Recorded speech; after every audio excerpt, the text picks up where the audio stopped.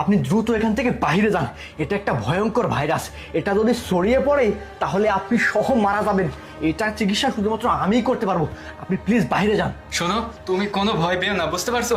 আমি বাইরে আছি, তুমি এই জায়গায় থাকো, বুঝতে পারছো? কি শুধু ভিডিও দেখলেই হবে? আমাদের নিজস্ব তত্ত্বাবধানে তৈরি হলুদ মরিচের গুঁড়ো নিতে এখনই অর্ডার করুন কৃষক বাড়িতে। এই নার্স, মেডিকেল কিট নিয়ে আসো, তাড়াতাড়ি যাও।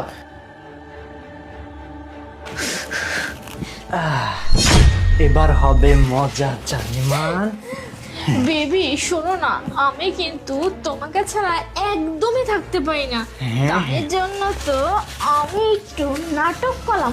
আর আমার বিয়াদব স্বামীটা না সব সময় আমার সাথে সাথে থাকে। আর বেবি তুমি তো জানোই আমি তোমাকে ছাড়া একদম থাকতে পারি না। আর শোনো, তোমার কাছে আসার জন্য কিন্তু আমি ছোট্ট নাটকটা করেছি। কেমন হয়েছে আমি বেবি? বুঝতে পেরেছি জানিমান। এখন তোমার স্বামী বাহিরে আর আমি আর তুমি ভেতর।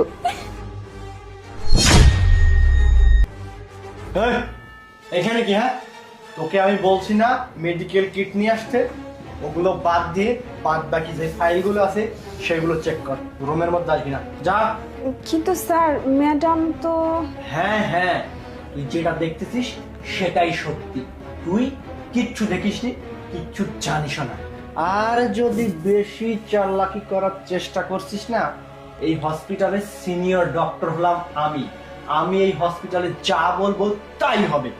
চাকরিটা কিন্তু হারাস না, তো কিন্তু খবর করে ছাড়বো। যা এখান থেকে।